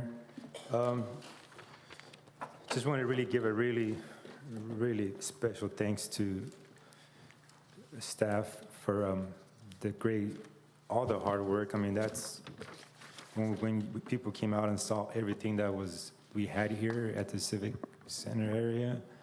That was a major undertaking. So congratulations to everybody, Vanessa and your team. Also, we had our fire department was involved, police department was involved, all our public works, Jake, everybody. A really team effort. It goes to show you what can happen when we all pull together and working as a team, what we can do. So thank you very much for all your work, Adolfo as well, and the skipper Christine Corden. And so thank you very much. I had a really good time on Friday.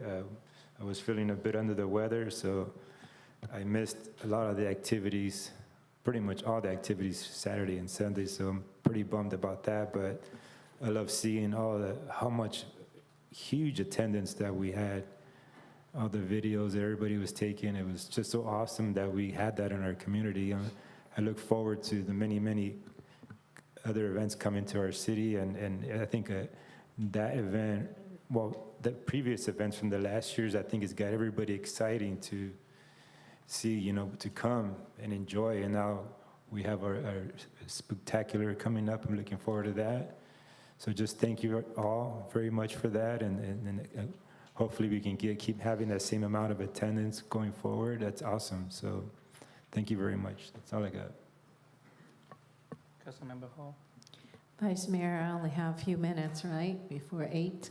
I'm going to try to make it quick. So I'll be first of nice all, next time.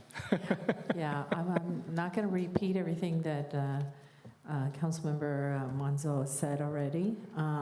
So the Taste of Westminster, and that was really the highlight of the weekend, started on a Friday, and I didn't want to miss that, and I just want to take the opportunity to thank all the vendors, the restaurants, and all the people that made it possible.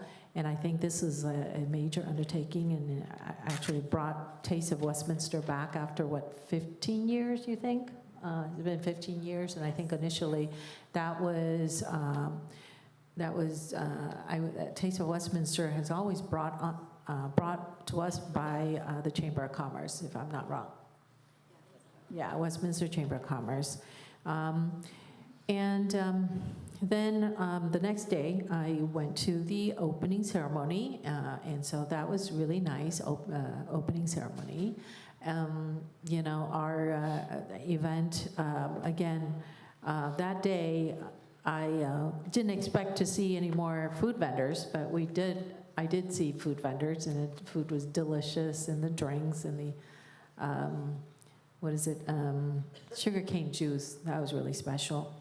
And so one thing I noticed is that there were a lot of smiles on people's faces, and so I think that it's just the spirit, and it's just the feeling of unity, you know, from just having people participate in events like that. And so at this time, I think it's really all thanks to staff, so kudos to our staff. I want to thank you for all your efforts, and I'm talking about every single department.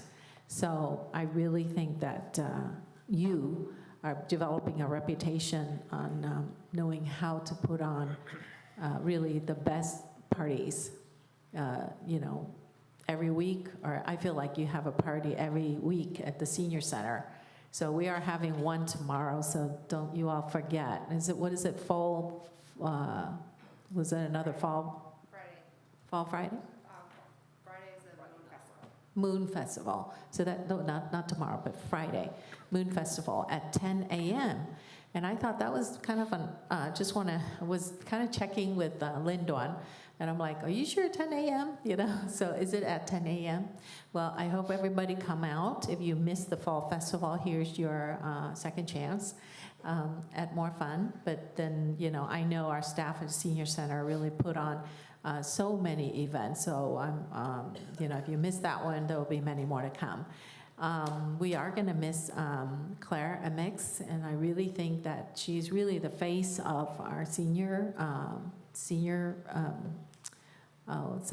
So every time I come, she's always doing, wearing a lot of hats. And so, I thank you, the director, for doing such a great job. So that's really a good reflection on you.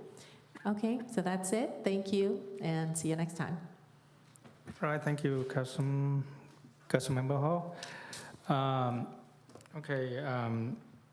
For me, last week I went to a conference in Sacramento, and one of the most item to talk about is the homelessness issue. People from all over California, let's say 467 cities came together, and we all talk about that. That's the main issue, that not the city of Westminster, you know, encounter, but the whole state and the whole nation. Upon talking about that issue with all the mayors and council members, and I found out that we have the same common here. But we in Westminster do much better than, you know, other cities. I can assure you that, by riding along with our PD and just witness that, you know, the way that we clean up everything in our city. I feel like, no, actually, I think, and I know that we are heading, you know, to the right direction, and, you know, keep doing that. That's my compliment to the PD. We will continue to work with you guys to improve the situation here in the city of Westminster. I also talked with, we also attended one of the sections that the PD chief of police from Riverside and Torrance, Chief Gonzalez and Jay from Torrance and Riverside. They emphasize about the importance of the interaction between PD and residents, and that helped them a lot to combat the crime. And I look back at our city, and I see that in the past, the PD have put together a lot of activity, a lot of events that like a K9 event and some events that I just don't remember now.